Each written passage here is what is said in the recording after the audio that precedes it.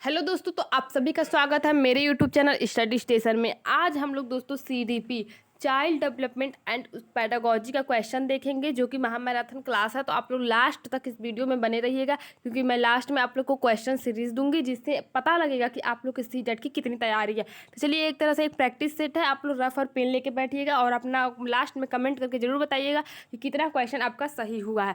चलिए, तो हम लोग क्वेश्चन जल्दी जल्दी देखते हैं, क्योंकि टाइम बहुत कम है, हम लोग बात नहीं करेंगे। देखिए, क्वेश्चन 1 सबसे पहले बाल विकास एवं शिक्षा शास्त्र का देखिए निर्देश क्या दिया है। निम्नलिखित प्रश्नों के उत्तर देने के लिए सबसे उचित विकल्प चुनिए। सबसे उचित विकल्प चुनना है। चलिए, क्वेश्चन 1 दिया है, शिक्षा के क्षेत्र में पाठचर्या शब्दावली डैश की ओर संकेत करती है। ऑप्शन 1 दिया है, शिक्षण पद्धति एवं पढ़ाई जाने वाली विषय वस्तु। ऑप्शन बी दिया है, ऑप्शन 2 दिया है, विद्यालय का संपूर्ण कार्यक्रम जिसमें विद्यार्थी प्रतिदिन अनुभव प्राप्त करता है। 3 दिया है, मूल्यांकन प्रक्रिया। और 4 दिया है, कक्षा में प्रयुक्त की जाने वाली पाठ्य सामग्री। तो इसमें करेक्ट ऑप्शन कौन सा हो जाएगा? इसका करेक्ट आंसर हो जाएगा, शिक्षा के क्षेत्र में पाठचर्या शब्दावली किसकी ओर संकेत करती है? तो विद्यालय का संपूर्ण कार्यक्रम जिसमें विद्यार्थी प्रतिदिन अनुभव प्राप्त करता है। तो अनुभव की ओर संकेत, इस ऑप्शन 2 इसका करेक्ट आंसर हो जाएगा, इसके तरफ संकेत करती है, इसलिए ऑप्शन 2 इसका करेक्ट आंसर हो जाएगा। चलिए, क्वेश्चन नंबर 2 देखते हैं। निचली कक्षाओं में शिक्षण पद्धति की खेल पद्धति मूल रूप से आधारित है। तो निचली कक्षाओं में शिक्षण की खेल पद्धति मूल रूप से किस पर आधारित है? तो ऑप्शन 1 दिया है, शारीरिक शिक्षा कार्यक्रमों के सिद्धांतों पर। ऑप्शन 2 दिया है, शिक्षण पद्धति के सिद्धांतों पर। ऑप्शन 3 दिया है, विकास एवं वृद्धि के मनोवैज्ञानिक सिद्धांतों पर। और ऑप्शन 4 दिया है, शिक्षण के समाज शास्त्रीय सिद्धांतों पर। तो निचली कक्षाओं में शिक्षण की खेल पद्धति मूल रूप से किस पर आधारित है? तो शिक्षण विकास एवं वृद्धि के मनोवैज्ञानिक सिद्धांतों पर आधारित है। निचली कक्षाओं में शिक्षण की खेल पद्धति विकास एवं वृद्धि के मनोवैज्ञानिक सिद्धांतों पर आधारित होती है, इसलिए ऑप्शन 3 करेक्ट आंसर हो जाएगा। क्वेश्चन नंबर 3 देखते हैं। एक बच्चा अतीत की समान परिस्थिति में की गई अनुक्रिया के आधार पर नई स्थिति के प्रति अनुक्रिया करता है। यह किससे संबंधित है? तो ऑप्शन 1 दिया है, सीखने का सादृश्यता नियम। ऑप्शन 2 दिया है, सीखने का प्रभाव नियम। ऑप्शन 3 दिया है, सीखने की प्रक्रिया का अभिवृत्ति नियम। और ऑप्शन 4 दिया है, सीखने की तत्परता का नियम। तो इसका करेक्ट आंसर क्या हो जाएगा? तो इसका करेक्ट आंसर हो जाएगा, जो बच्चा मान लीजिए समान परिस्थिति में है, इस टाइम है, किसी परिस्थिति में है, और अपने पिछली समान परिस्थिति में की गई अनुक्रिया है उस अतीत में, उस समान परिस्थिति में इसी तरह की परिस्थिति आपके सामने ऐसी परिस्थिति आई है आज, कि ऐसी परिस्थिति आपके मतलब अतीत में भी आई थी। जिस तरह से आपने उसको सॉल्व किया था, उसके प्रति अनुक्रिया किया था, उसी प्रकार इस वर्तमान समय में भी आपने उस स्थिति के प्रति अनुक्रिया किया। तो वह किससे संबंधित है? तो वह आपका हो जाएगा सीखने का प्रभाव नियम से संबंधित हो जाएगा, इसलिए ऑप्शन 2 इसका करेक्ट आंसर हो जाएगा। डिसलेक्सिया किससे संबंधित है? देखिए, डिसलेक्सिया जो है एक अधिगम विकार है। क्या है? अधिगम विकार से रिलेटेड क्वेश्चन पूछेंगे। तो अधिगम विकार होते हैं कुछ, कई नाम है, मैंने बहुत बार बता दिया अपने वीडियो में, तो आप लोग जाकर देख सकते हैं प्लेलिस्ट खोल के। तो देखिए, डिसलेक्सिया किससे संबंधित? ऑप्शन 1 दिया मानसिक विकार से। ऑप्शन 2 दिया गणितीय विकार से। ऑप्शन 3 दिया पठन विकार से। और ऑप्शन 4 दिया व्यवहार संबंधी विकार से। तो डिसलेक्सिया किससे संबंधित है? इसका करेक्ट आंसर हो जाएगा पठन विकार से। डिसलेक्सिया पठन विकार से संबंधित है।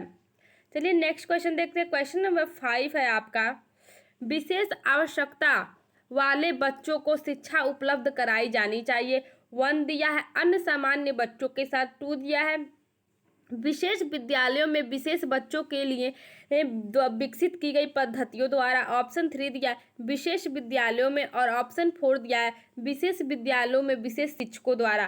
तो इसका करेक्ट आंसर क्या हो जाएगा? इसका करेक्ट आंसर आपका हो जाएगा अन्य सामान्य बच्चों के साथ। विशेष आवश्यकता वाले बच्चों को शिक्षा उपलब्ध कराई जानी चाहिए, अन्य सामान्य बच्चों के साथ उसे उपलब्ध कराई जानी चाहिए, क्योंकि यदि आप उसे अलग उसका वर्गीकरण कर देते हैं, उसे सामान्य बच्चों से हटा कर अलग क्लास में बैठाते हैं, तो उसको क्या होगा, समावेशन करने में कठिनाई होगी, उसे पढ़ाई में मन नहीं लगेगा, अच्छे से वो सीखेगा नहीं। और अगर सभी व्यक्तियों के साथ रहेगा, सभी बच्चों के साथ रहेगा, तो जल्दी कुछ भी सीख लेगा।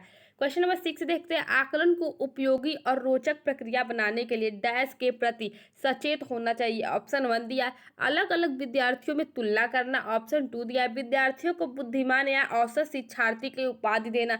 ऑप्शन 3 दिया, शैक्षिक और सह शैक्षिक क्षेत्रों में विद्यार्थियों के सीखने के बारे में जानकारी प्राप्त करने के लिए विविध तरीकों का उपयोग करना। ऑप्शन 4 दिया, प्रतिपुष्टि फीडबैक देने के लिए तकनीकी भाषा का प्रयोग करना चाहिए।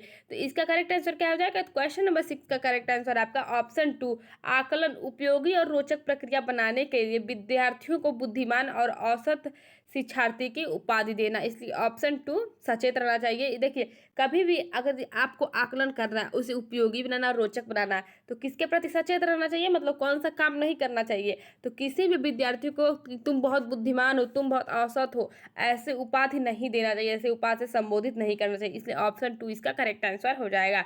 क्वेश्चन नंबर 7 देखिए, डैश प्रतिभाशाली होने का संकेत नहीं है, क्या नहीं है पूछ रहा।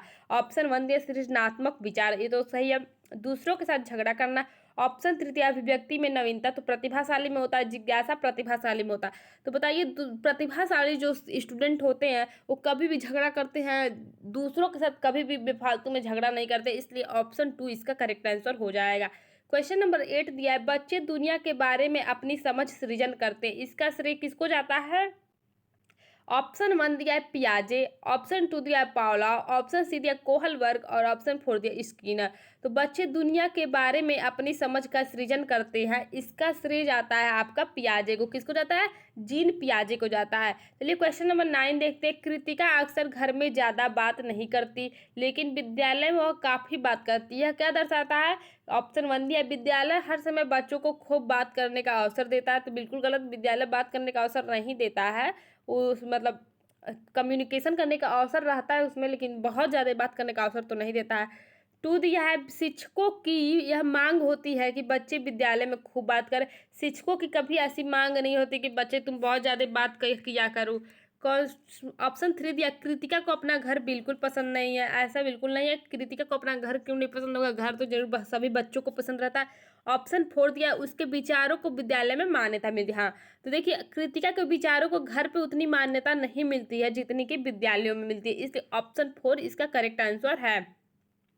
क्वेश्चन 10 दिया है, एक शिक्षक को अपनी विद्यार्थियों की क्षमताओं को समझने का प्रयास करना चाहिए, निम्नलिखित में से कौन सा क्षेत्र उस उद्देश्य के साथ संबंध है। ऑप्शन 1 शिक्षा समाजशास्त्र, ऑप्शन 2 सामाजिक दर्शन, ऑप्शन 3 मीडिया मनोविज्ञान और ऑप्शन 4 शिक्षा मनोविज्ञान।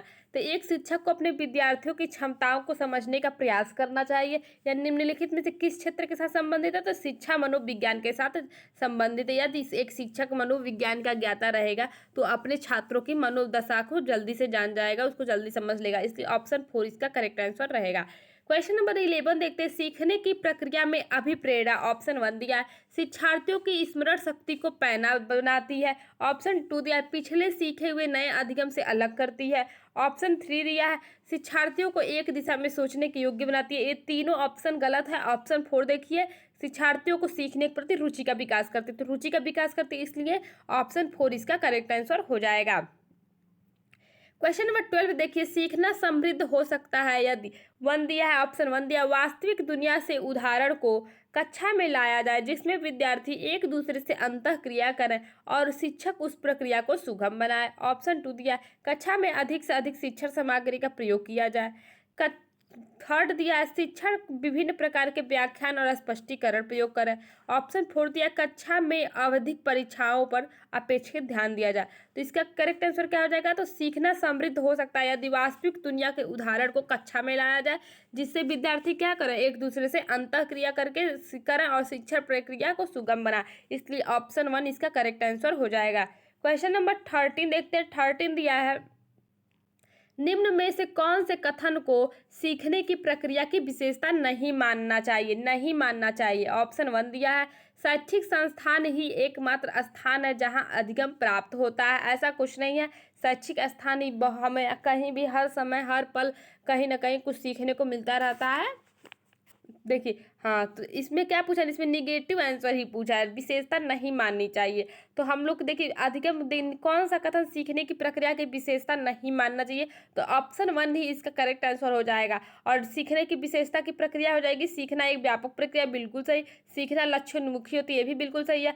अन्य अधिगम भी सीखने की प्रक्रिया से संबंधित है, तो 2, 3 और 4 सही है अधिगम सीखने की प्रक्रिया के बारे में, लेकिन जो 1 है वो गलत है, इसलिए ऑप्शन 1 इसका करेक्ट आंसर हो जाएगा। क्वेश्चन नंबर 14 देखिए, 5वीं कक्षा के दृष्टि बाधित विद्यार्थी को ऑप्शन 1 दिया है, निचली स्तर के कार्य करने की छूट मिलनी चाहिए। क्यों छूट मिलनी चाहिए, ऐसा कुछ नहीं है, ऑप्शन 1 इसका रॉन्ग हो जाएगा। ऑप्शन 2 दिया है, को माता पिता और मित्रों द्वारा उसे दैनिक कार्य करने में सहायता दी जानी चाहिए। ऑप्शन 3 दिया है, के साथ कक्षा में सामान्य रूप से व्यवहार किया जाना चाहिए, श्रव्य सीडी के माध्यम से सहायता उपलब्ध करानी चाहिए। तो इसका करेक्ट आंसर क्या हो जाएगा, इसका करेक्ट आंसर ऑप्शन 3 हो जाएगा। 5वीं कक्षा का अगर कोई दृष्टि बाधित विद्यार्थी है तो उसके साथ सामान्य रूप से व्यवहार करना चाहिए, उसे श्रव्य सीडी के माध्यम से सहायता उपलब्ध करानी चाहिए। क्वेश्चन नंबर 15 देखिए, क्वेश्चन नंबर 15 दिया है, प्राथमिक स्तर पर एक शिक्षक निम्न में से किसे महत्वपूर्ण विशेषता मानना चाहिए, तो ऑप्शन 1 दिया पढ़ाने की उत्सुकता, ऑप्शन 2 दिया धैर्य और दृढ़ता, ऑप्शन 3 दिया शिक्षण पद्धति और विषयों के ज्ञान में दक्षता, ऑप्शन 4 दिया अतः मानक भाषा में पढ़ाने की दक्षता। तो इसका करेक्ट आंसर क्या हो जाएगा, तो देखिए प्राथमिक स्तर पर अगर यदि कोई शिक्षक है तो छोटे बच्चों को पढ़ाना रहता है, छोटे बच्चों को पढ़ाने के लिए बहुत ज़्यादा धैर्य और दृढ़ता की आवश्यकता पड़ती है, इसलिए ऑप्शन 2 करेक्ट आंसर हो जाएगा। क्वेश्चन नंबर 16 देखिए, वह अवस्था जब बच्चा तार्किक रूप से वस्तुओं और घटनाओं के विषय में चिंतन करना प्रारंभ कर देता है, तो ऑप्शन 1 दिया संवेदी प्रेरक अवस्था, ऑप्शन 2 दिया औपचारिक संक्रियात्मक अवस्था, ऑप्शन 3 दिया पूर्व संक्रियात्मक अवस्था और ऑप्शन 4 दिया मूर्त संक्रियात्मक अवस्था। तो जीन पियाजे ने 4 अवस्थाएं दी थी, तो उसके बारे में आप इसमें से उन्होंने जब एक अवस्था में ऐसे बच्चे को रखा था जब बच्चा तार्किक रूप से वस्तुओं घटनाओं और विषयों के बारे में चिंतन प्रारंभ करता है, तो इसका करेक्ट आंसर क्या हो जाएगा, तो बच्चा मूर्त संक्रियात्मक अवस्था में तार्किक रूप से वस्तुओं घटनाओं के विषय में चिंतन करना प्रारंभ कर देता है।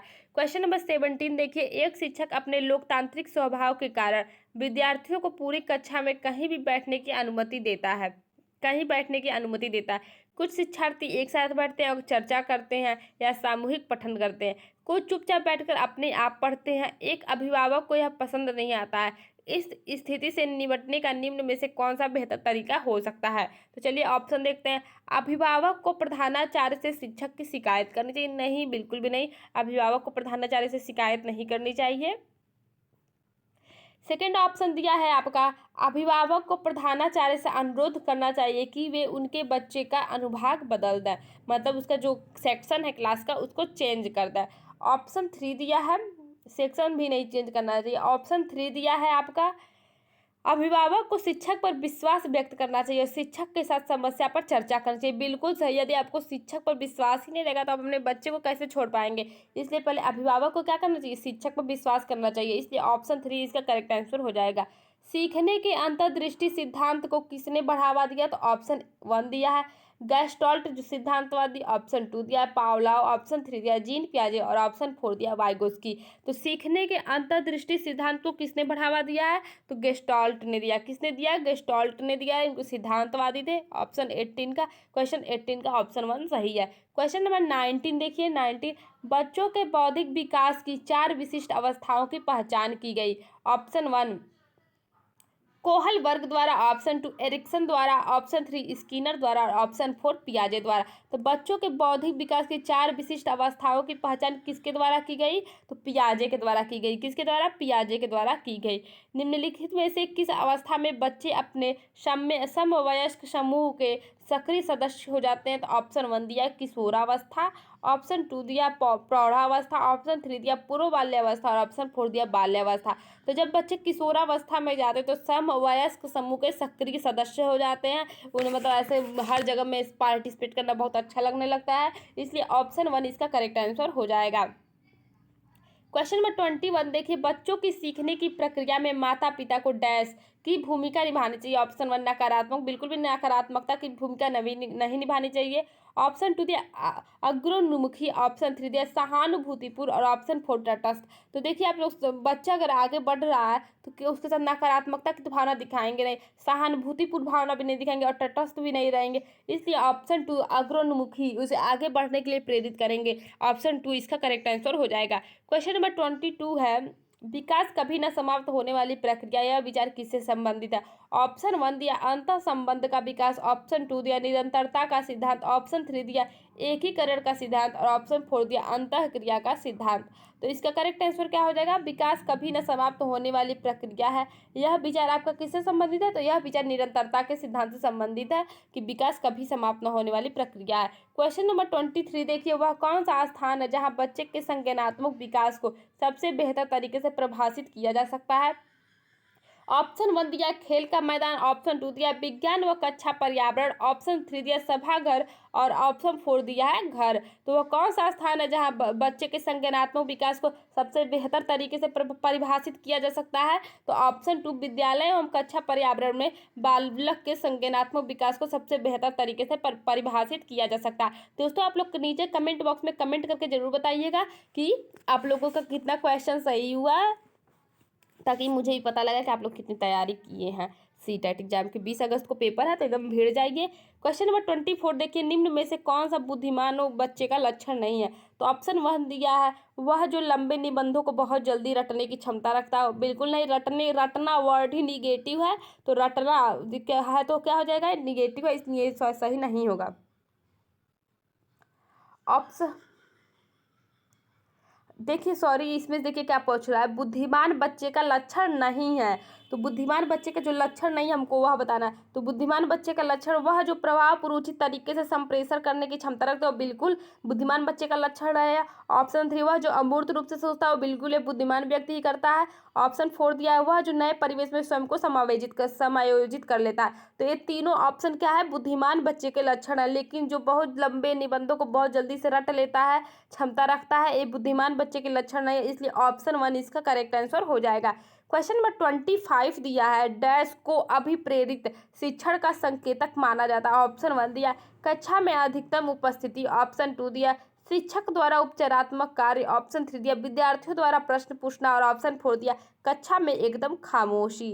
तो किसको एक अभिप्रेरित शिक्षण का संकेतक माना जाएगा? तो विद्यार्थियों द्वारा प्रश्न पूछना, कक्षा में यदि विद्यार्थी प्रश्न पूछते हैं तो इसे एक अभिप्रेरित शिक्षण का संकेतक माना जाएगा। क्वेश्चन नंबर 26 दिया है, निम्न में से कौन से बच्चे की सामाजिक मनोवैज्ञानिक आवश्यकताओं के साथ संबंध नहीं है? क्या पूछ रहा है? संबंध नहीं है।